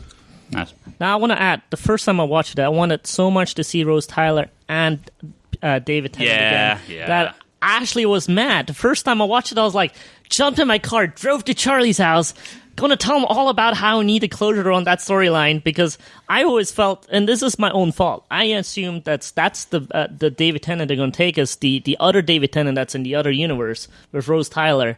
I always thought that's David Tennant and Rose Tyler. That's what most people assume. Yeah, and it's perfect fine. Charlie actually has pinpointed where this David Tennant is from. Yeah, it's from another episode. It's way further down the line, so it makes a lot of sense, even though I didn't really like that he was messing with the Queen, but that's besides the point. But the second time I watched it in the theaters, I was just like, I mean, word for word, I just ate it all up. It was just very well done. Yeah. And I have to say, Ryan, you were saying you remember everything about it. No, go watch it again anyway. I'm sure. Yeah. Right. Oh, yeah. No, I'm going to keep watching. It is much better the second time around. Yeah. Because there are scenes that they give an explanation for later in the episode, which the scene is so much better if you already know. Yeah. No, it's just like I can visualize so many of these scenes. Like, there are so many great scenes in that movie that just I can play it like maybe don't hear all the audio, but the music and and just the visuals work so well on that. I mean, where they go from the future, I don't even want to try to guess. I mean, we have the Christmas special coming up, and they show in 10 seconds they show the Daleks, the Cybermen, the Silence, the Weeping Angels, and it's like, all right, well, just greatest hits, awesome, I'm in, I'm totally in, and just going back to what's the planet? Trenzalore. Yeah, right, which is where he's buried. So we're, I mean, with the Silence, I was so disappointed because they just sort of dropped that plot and never did anything with it. Because that Silence episode was so good. And then later in the episode, we'll talk about what we recommend to people that never seen it. And the Impossible Astronaut with the Silence is an easy episode to show someone that never seen Doctor Who to see if they will catch on. Yeah. Well, I mean, I was trying to keep this from being a 2-hour-long podcast. Apparently, that's not apparently happening. That's not going to happen. Yes, but let's talk about some favorite episodes. Yes, because I think that people need to have those jumping on points. There's going to be jumping on points. No, I know, but episodes. like a lot of times, well, from what I've gleaned just listening to you guys, a lot of some of those favorite episodes are good. Yeah. What I want to do is each of us suggest one it's episode. It's going to be hard. One episode that you enjoy. It doesn't have to be your favorite. One episode you enjoy. It could be a classic, it could be a new one, either way. And then one episode that you think is a good jumping on point. Now, the answer is Rose. Episode 1, Christopher Eccleston, first episode, you start there. That's not the answer we're looking for. We're looking for an unearthly child. Yeah, sure. If you just some random episode that you think. Can I give mine that not to jump on? Don't jump in on the Christmas episode with the trees attacking people. That's a horrible episode. Okay, well, I'll in a way, we're going to edit that part out. Just watch the Doctor Who. Don't listen to Brock. In a way, every episode is awesome. With that. In a way, I'm going to disagree with that. But Dave, why don't you got a few? Okay, so I was only half joking when I said an unearthly child. This is the very first episode from the 1960s, and I've actually gotten a friend of mine starting watching it from there. Wow. Not for everybody. Yeah. Remember, it's from the 1960s. Yeah, it was a very different show. It's a low-budget kids show from the 1960s. Let's put it that way. Again, very different. But it actually started pretty strong. But you have to also think, it's like, yes, Action Comics 21, Detective Comics 27, these are really good stories that made this character what they are. There clearly is something there. Yeah. Right. I mean, the seed of everything is in that very first episode. It's the most important episode because it wouldn't exist without it. But especially for a modern audience, difficult to watch unless you are naturally prone to liking kind of older classic television, or at least respecting where with the time frame it was made in. Sure. Okay. So it's kind of hard for me because a lot of the episodes where that I think of and I go, oh, that was a really great episode. It's because of the references to the old series, so that's not going to resonate with a modern audience. But you have to you have your favorites, and then you have one that's good for a jumping on point. So but give us both. I want to say though, the Sarah Jane episode where she came back in the modern episode, oh man, it hit me. School reunion. Yeah, the school reunion, it hit me. Even, I mean, not ever seeing her in her episodes, but it hit me that the scene where she recognizes the doctor, it's you. And I was like, oh, this is brilliant. I mean, they recognize each other. It's like old friends meeting again. And even though I never seen the original, I knew right away what that was about. And it was very emotional, too. Yeah. In a way, I think that kind of gives the series some depth. Yeah. It shows you that there is something that you can go back and find out what that was all about. Yeah. I guess I would have to say Blink. The introduction of the Weeping Angels. Yes. Which is kind of a gimme. I think a lot of people are going to say that. And a very Doctor-light episode, too. It is. Yeah. It's strange in that the Doctor is barely in it, but I think it has the best potential, really, to hook a modern audience, and because it's a self-contained story. You don't need to know a bunch of stuff about the Doctor and what came before and all this other stuff. Now, where does this fall within the I think it's the third series? Yeah, it's series 3. It's with Martha Jones. Yeah, it's later in this season. Episode 10. Blink is definitely one you could definitely watch on complete. When did that come out? I don't know. 2007. Yeah. Okay. 7. Yeah, 7. Now, a lot of these doctors are on Netflix, so anybody just wants to give it a try, you could literally go to Netflix on even just the streaming one, just look some of these up, and I highly recommend it. Yeah. That one was actually written by Stephen Moffat as well. There's going to be a little trend going here. As much as like Russell T Davies and love Torchwood, which is the spin-off of Doctor Who, there's going to be a lot of Stephen Moffat, I think, going on here. Even out of... So, to clarify real fast, I mean, Russell T Davies was the showrunner when Doctor Who came back for the modern time. First 4 seasons. Yeah, it's the first 4 seasons, and then it switches to Stephen Moffat, who was also a writer under the Russell T Davies writers group. So there's 2 eras, basically, you could talk about in the modern times. Is that Blank is your choice, or are we going to go on with Dave? I don't want to take it away from Dave. No? Yeah. Blankist, I agree, is one hell of an episode. It stars also Carey Mulligan from The Great Gatsby, so huge stars later on. You're going to realize there's a lot of stars that come out of Doctor Who. Not Tobey Maguire, what's his face? Andrew Garfield, Spider-Man, was from Doctor Who. I agree with Blank. I really love Girl in Fireplace, not a Moffat episode. It's a beautiful done scene with a lot of time travel. I love that scene. There's so many though. Pandorica Opens is one of my all-time favorites. One for everybody to jump in though is probably the Impossible Astronaut. I talked about it before, just because the monsters are so cool that I feel like they might get them on the monsters end. Like, the characters are there, but I feel like maybe it hooks them on the monster end. So I agree with Blank. It's a standalone episode. I really like it.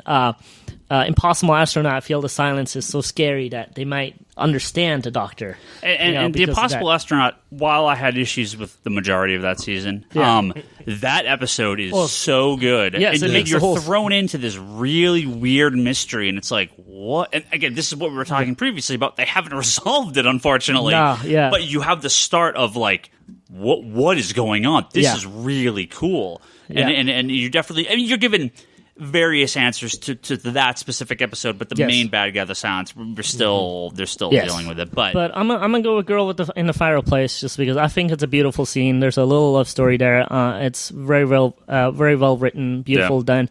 The feels. Yeah, and I also have to say the episode. I don't want to take anything from Charlie. I'm going to take him all away from me, Charlie. I love the episode where David and Rose split up, and it was one of Doomsday. Doomsday. It's one of the most heart-wrenching episodes to watch. It was just like, because you're so connected to some of these characters, and see them split up, it was just wow.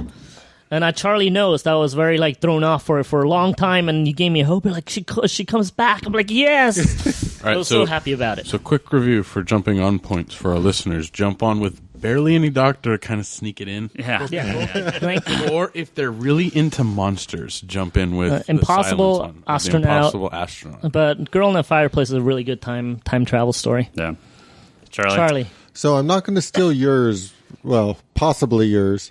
But I do have a multi-part answer for this. Okay. So if you're trying to show it to somebody who's more sort of into a little bit of comedy, lighthearted stuff, I would suggest Partners in Crime. One where that's a good one. In Donna Noble. Yeah. As a full-on companion, I think that one appeals Okay, Donna Noble is awesome. Donna first appears in a special, and I was like, Runaway Bride. this is the worst episode. Yes. She is terrible. Yo, and they prove I can't believe they made her a companion later. in true Doctor Who fashion. What is things wrong? not what they say. I never want to watch this again. And then they introduce her in the show as a companion, and I'm like, she might be my favorite. Oh, she was brilliant. Incredible. She was brilliant.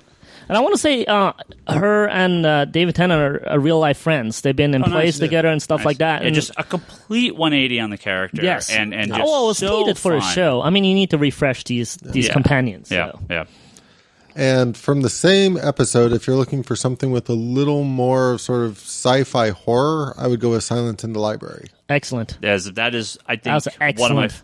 one of my favorite episodes. Now, some of these monsters are really scary. I mean, the Weeping Angels, like when I first watched some of these episodes, they scared the shit out of me. And Silence in the Library, when they were talking, even though they were dead already, the voices came back. Ryan, were you watching that episode while you were, Pooping? stalking? So you have this episode, and in it you have these little basically mites that just eat you instantly, and like you can't do anything. They're not mites, whatever they are. I don't know what they call them. Yeah, shadows. But it's like they're bugs, right? And they're things inside the shadow that eats Think people. scarabs from the Mummy. So what like. It basically they're these people that are in there with these in these spacesuits, and they kind of can very briefly Vashnarada. Yeah, that's what they're called. They very briefly remember the last like kind of thought you have, or it kind of keeps a little bit of your brain pattern in the suit. The suit does, not the creature. Well, right, the suit, right. And so in all the episodes, it's like the mask goes black. Are they alive? Are they dead? They're talking, but are they alive? We don't know. That line, "Hey, who turned out the lights?" I need to make that my ringtone. I think that is the scariest thing I've ever seen in my life. It's this skeleton in a spacesuit saying, "Hey, who turned out the lights? Hey, who turned out the lights? Hey, who turned out the lights?" Just walking towards them like a zombie. It's the creepiest thing. Like, that freaked me out. I was like, this is amazing, and I'm never going to watch this again. I loved it. Now we know how to prank him for Halloween. The Weeping Angel episodes and the Matt Smith run. Yeah. The two-parter, that scared me so much. I stopped watching Doctor Who for a good while. I mean, it scared me. I was on my chemo, and I would see it. I'm like, no, I'm skipping that one today. I'm skipping. 2 weeks later, I'm skipping that one. It's too scary. Yeah, that's a great episode. Do you have any classic ones? Because I know you've seen some of the classics. Don't steal my classic. I won't steal your classic.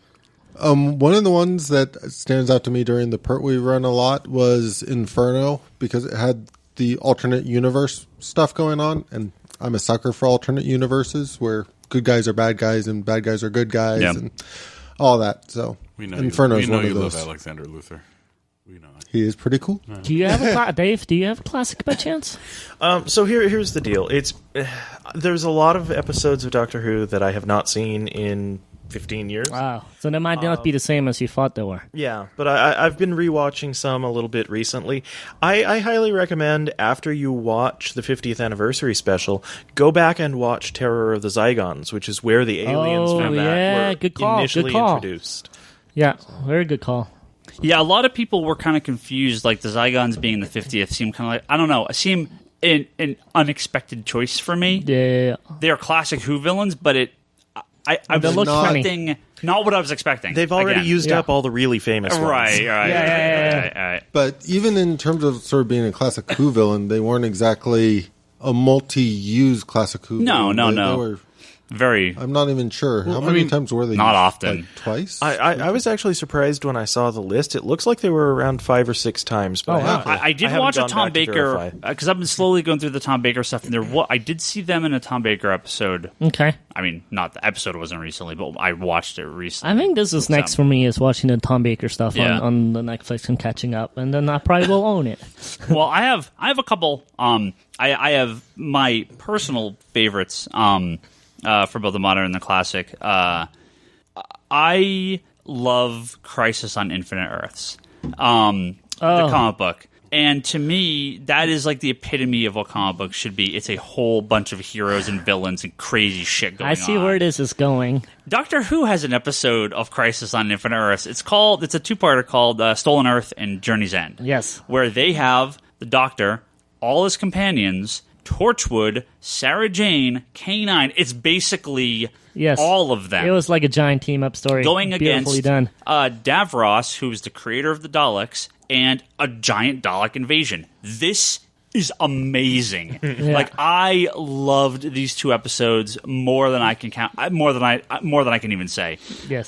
These were like, this is everything crazy big science fiction should be. It was just, and David Tennant's just giving this crazy speeches and yelling at inanimate objects, and it's like yelling at screens, and everyone's there, and it's like this to me was just the perfect ending. Even though he still had those few other. Well, it's the ending. In ways that was kind of the ending to the Russell T Davies run. Exactly. Even though there are specials afterwards. Yeah, that was you are a Moffat fan. It's all about Russell for me. The Davies stuff. No, for me I like both. Don't get me wrong. I like both very equally. In fact, towards the end of the Moffat run, I really kind of wish Russell T Davies would be allowed to come back and do some things again. I love it. Yeah. Well, it's not that he's not allowed. He's been invited. He's just chosen really not busy. to. Oh, okay. Well, I really want Russell T Davies to do more Torchwood. Yeah, so like you said, when they brought Sarah Jane Smith back in that previous episode, again, seeing her again, seeing K9, seeing people, they basically took all the Doctor Who shows and smushed them all together. And seeing Torchwood, and seeing Jack Harkness, I want to marry Jack Harkness. He's the best. So after although he's already married. Let me refrain. You'll have to fight me for him. After wanting to sleep with Rory instead of Amy, you also want to marry Captain Jack Harkness. I can't help it, man. The guys that one you can have. Best. Guys, we're getting a little too close to your gay male celebrities you would bang or marry. Hey, I have a question. I have a question here. Stop. We all know John Barrowman is a gay man, a very profound game. Why in the Five-ish Doctors or whatever that thing is called, does he have a family with a female wife? My general theory is it was just meant to be funny, just like Neil Patrick Harris always plays a womanizer in Harold and Kumar. Okay, that makes sense. It's just a joke about him having a dark secret. Oh, yeah, because I was looking at it like, wait, that doesn't make sense. So the villain in this, in these two episodes is Davros, like I say, this decrepit, horrible, half Dalek, half don't remember what the race is actually called now. It's like two warring factions, and he was on one of the warring factions. It was like, I'm going to make a weapon of mass destruction. They're called the Daleks. That brings me to my favorite classic episode. Genesis of the Daleks was a 6-part episode in the Tom Baker years, and it's kind of like saying Watchmen's your favorite comic book, because this is kind of everyone's favorite Doctor Who episode of the classic stuff. Genesis of the Daleks was always like favorite episodes. Well, Genesis of the Daleks, and there's a bunch of other stuff. I'm not discounting your guys' choices, but Genesis of the Daleks was always kind of like, hey, this is really super good episode, and everyone really liked it. And it's the Time Lords sending Tom Baker, Doctor, back to the creation of the Daleks and says, hey, go stop them. And he's like, no, he initially wants to, but Sarah Jane Smith is like, no, what right do you have? And so there's this really big conflict, and meanwhile you get to see kind of where they come from, the origin. And Davros is my favorite Doctor Who villain. I love Davros. He is so awesome, and he's only been in your those, con. Yeah, he is. He's only been in like the 2 episodes of the current. So although the Daleks are constantly in it, they really don't bring Davros out too often.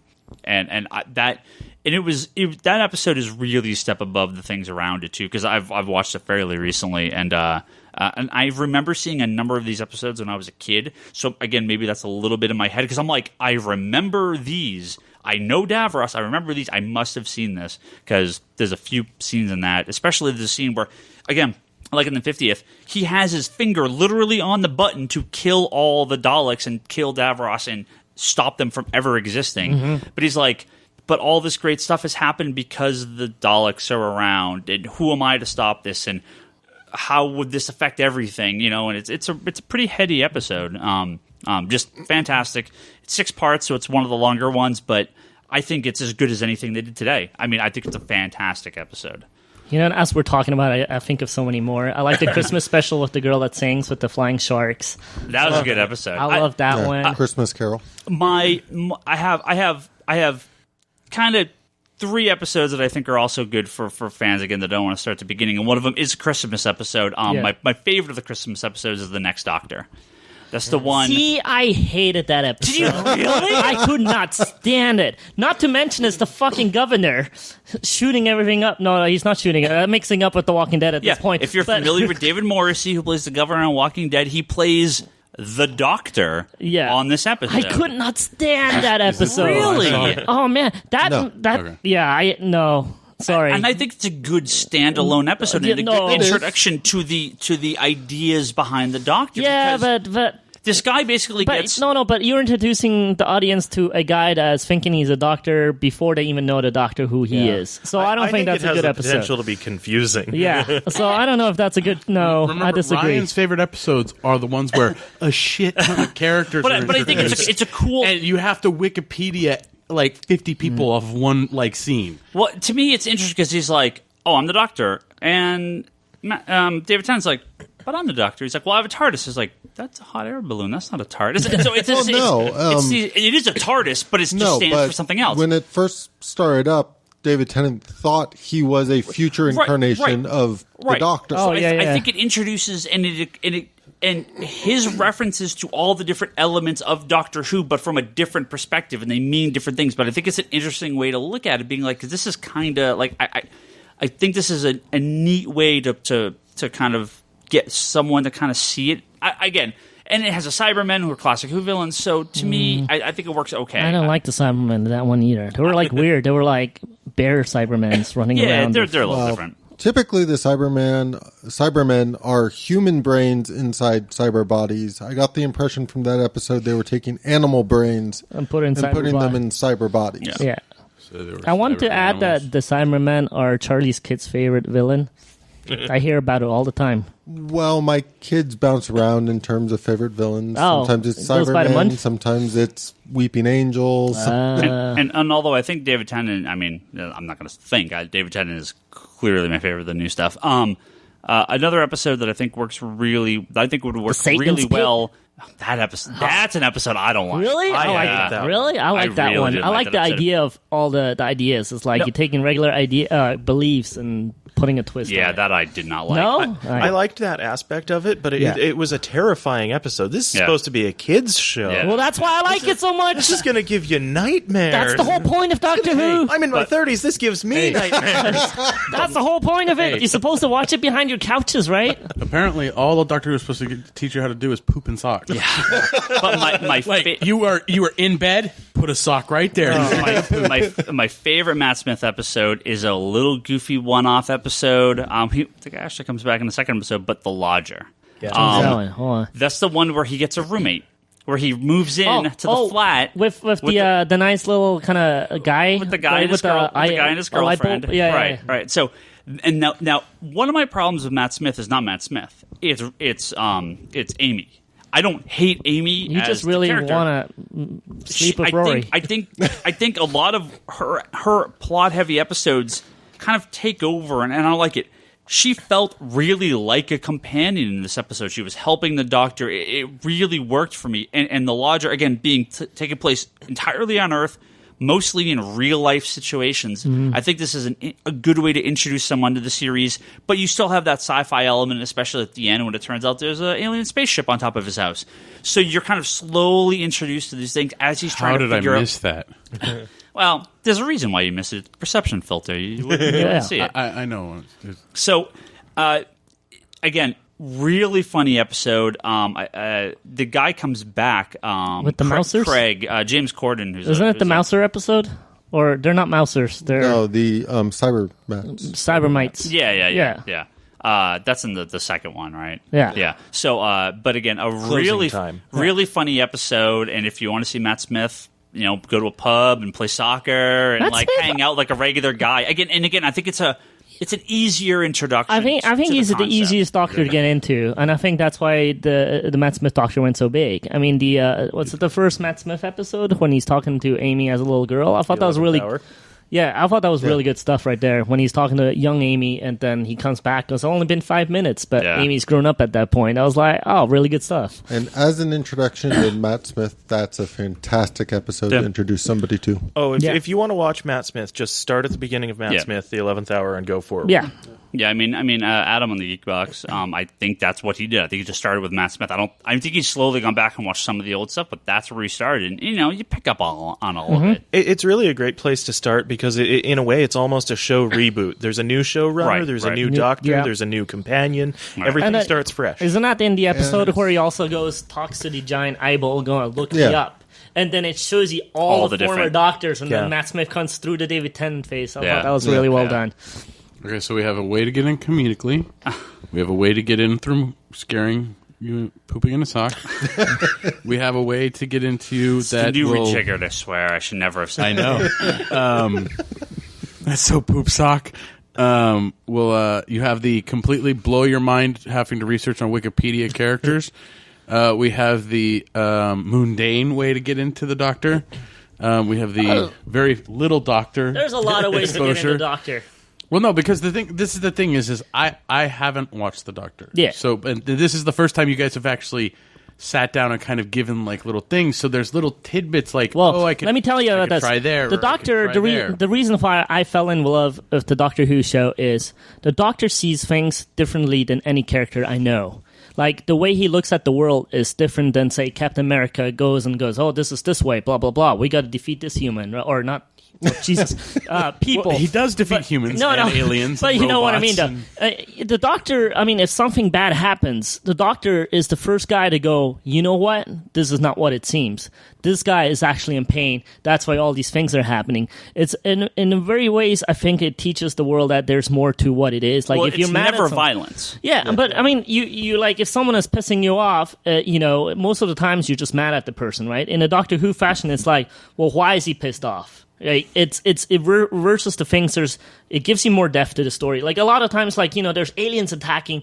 The Doctor's the first guy to go, these sad aliens, they're in so much pain, blah, blah, blah, this is really what's going on. If you guys would just stop doing this, they could feed on whatever they need to feed on again, there would be peace again. And I feel like it's a magnificent show that, there's not a lot of shows that do that. So what you're there saying, really isn't. And you're going to hate me for throwing this on here, but so what you're saying is our Congress should be watching Doctor Who. Absolutely.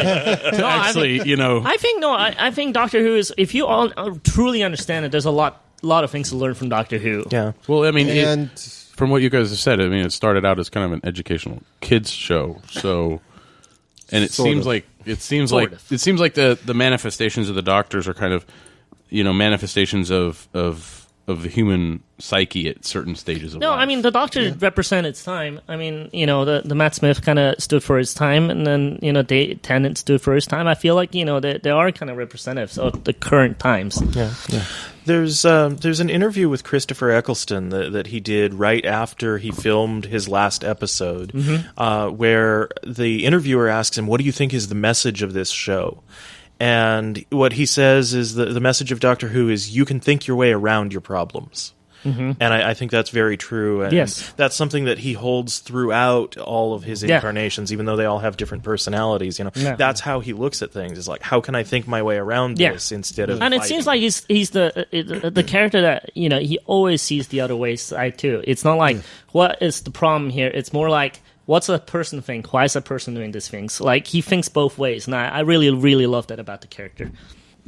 Well, just to go into one of the things that I think is great about the show is because of the nature of it being a machine that travels in time and space and the way they sort of write the episodes, you can literally name a genre and Doctor Who has done a story in that genre and style. You do any kind of story in this kind of format, and it's just beautifully done. And I feel like their lack of budget early on made them write better stories. I really do kind of feel like that. Their lack of budget really made them think about things and how can we really put a nice spin on this. And I feel like that made for a lot better stories, lot better than a lot of the crap that's on TV right now. Let me just put that out. And then occasionally you get farting aliens. It's just going to happen.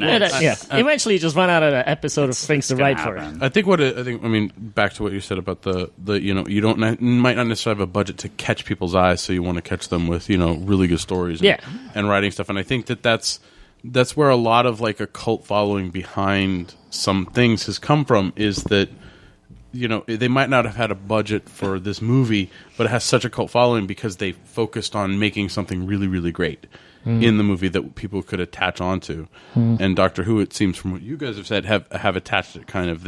They're deeper than what is going on, because sometimes we just need to laugh at farting aliens, just like we laugh at you for pooping in a sock. I think the Doctor Who fans are the most diverse there is. I mean, you look at Star Trek fans, you like the Star Wars fans, male prominent. You look at Doctor Who fans, it's more females than it is males. I mean, when I was walking into the theater that day, the whole bottom row is like a bunch of cute girls. This is awesome. They might be below my age, but it's awesome. I'm going to go see Like I said, if you had told me 10 years ago that teenage girls would be into Doctor Who and Loki, I would think you were literally the stupidest person on earth. Man, I could have made some money with Ryan, huh? But something happened. Yes. Right, now I wish we had all of space and time to record this episode. We got to close this up of who is our favorite companions. We got to mention companions at least. It's true. He says that like he's going through the list of but there's she's okay. Well, classic Sarah Jane. Sorry, it's Sarah Jane Smith. It's also Jane Smith. I'm gonna pull the trigger. I'm gonna say I like Donna the best. I love Rose. I love Rose. I love Martha. Amy, I'm a little on. It may actually be Captain Jack. Oh, if you want to count them, I love Jack. But Ryan, you're Donna, really, really gay in this Donna, episode. Dude, Captain Jack is the shit. Dude, I'm telling you right now. Watch the episodes with Captain Jack. You'll totally get it. Start with Empty Child, which is an excellent episode. Very freaky Brock episode. has seen many episodes of Captain Jack, as he is an Arrow fan. on Arrow. He is John Barrowman. He is Merlin, the dad Merlin. Yeah. I like him as Merlin. Yeah. You're going to like him a lot more I'm now. not attracted to him like that. You're going to be very attracted to him, trust me. But man, Donna to me just felt like the companion. You didn't get a lot of the dopey romance stuff. It was just there was some flirty, but it was never serious. She was so funny, and their back and forths were just perfect, perfect. I really like. I think I was just. She was really well done. I think I was taken her by too. so much surprise by how much I liked her. Yeah, that I think she just because Martha and Rose. And you're kind of expected to like. And Donna Noble, I mean, it's the first one that was not super attractive, and they wrote her so well that there's no way you cannot like her. And the Dr. Donna stuff, just everything about that. Yeah. Everything about her. Charlie, was so good. Classic and modern companion. Classic. I gotta give it to Sarah Jane. Yeah, just no way I can't. In terms of modern, right now it's definitely Claire, just because she intrigued me a lot with the mystery around her. And she looks really good in red. And even now, like, I really like what she's brought to the show. And, like, even in the 50th, there were a lot of good things that she brought to the 50th that they utilized her character really well. So right now I am definitely very, very partial to Clara. We don't even have to talk about Toby's. It's Rose. It's always been Rose. It always will be Rose. Rose is definitely huge in my list. Is Rose the stacked one? I don't know. No, I love Rose. I like. You want to find out? She's in the show called Secret Diary of a Call Girl. Yeah, and there's a tidbit. I hear that's a good show. There's a tidbit. Matt Smith was a client on that show. No, he wasn't a client. He was a client. That's what she said. He was a guy she picked up when she wasn't working. Oh well. Well, she said it then. Well, I love Rose. There's no question about it. I also like Martha Jones a lot. I really love Martha Jones. Martha is fantastic. I loved her on Torchwood too. Yeah, she fits in. I love Martha Jones. I love all the companions. Yeah. One I really want to come back is Lady Christina from the Planet of the Dead episode. Yes, she's kind of Laura Crofty, which I probably is why I like her so much, and she is the stacked one. Maybe honestly. Maybe my least favorite companion. Really? I think it felt so. I think it felt so. I think it just felt so off from everything else they did at that time. And she's cool, but I don't know if that's what I want as a companion. Really? I love that. I mean, you're right. She should get her own show. Yeah, there we go. I'm for that. Is there a lot of romance with her? No. Okay. But I really want her to come back in that flying British bus. Like in just like a Peter Capaldi episode. All of a sudden there's a flying British bus that comes. So like, hey, I'm back. All right, Dave? So for the classic series, I am definitely going to have to go with K9. Sure, of course. For my classic, I'm going to say Sarah Jane because that's the only classic one I know. She's the modern one. The correct answer is K9, but humanoid, we'll go with Sarah Jane. I want my own robot dog. Hell yeah. Who doesn't? You can buy them at Target now. K9's fantastic. And you can give it voice commands. It's not the same. It's not the same. They don't look metally enough. They don't like shudder when they walk, drive, whatever you call it. That's okay. They have plush canines in previews. Yeah. And for the new companions, I tend to like them more the cleverer they are, and I've felt that in general they've been increasing cleverness over time. So I think I'm going to have to go with Clara for that one. And I think She's monkey. Unfortunately, that makes Donna my least favorite. She's the least clever. I still like her. I like some of the way that she pushes back against the Doctor and doesn't let him get away with shit. But no, she comes in at the bottom of the list because she's the most, just a regular person and not really all that with it. Amy is my bottom by a mile and a half. Like, So who was the companion in the one I saw? Don't like Captain Jack. You Rose. need to see that one. Rose. the blonde girl. The blonde, short-haired blonde girl? Yeah. Okay. Well, she has short hair. It's not. It's like Shola. Yeah. All right. Well, was your Sarah Jane or K9 your classic? K9. One? Just K9. Okay. Yeah, I agree with K9. I changed mine to K9. But like I joked earlier, I wish we had all this space and time to talk about Doctor Who, but we don't. Unfortunately, this episode's really long. So thank you everyone for coming. We will have a more traditional episode next week. Around Christmas and New Year's, maybe some wacky stuff. I don't know exactly what's going to happen, but we will be doing. We can have a Christmas special. We're going to kill Brock and he's going to regenerate in the Omar. So I did okay this episode. I was trying to be engaging. A little too much poop socks. You're fine. Hey, he brought up the poop sock. And on that note, we're going to say goodbye. Thank you everyone for joining us. No. Before next week, we're going to do the book club. Yes, next week Charlie's book club. So make sure Miracle, Udon Press. If you've not read that, go read that. We don't need to do an outro here. We'll do some regular outros next week. So go do things. We say them every episode. You know what they are. 133 episodes. Go listen. All right. It's 134 now. Thank you everyone. We'll catch you next week, and we'll watch some Doctor Who. And I hope if you watch the 50th, I hope you enjoyed it.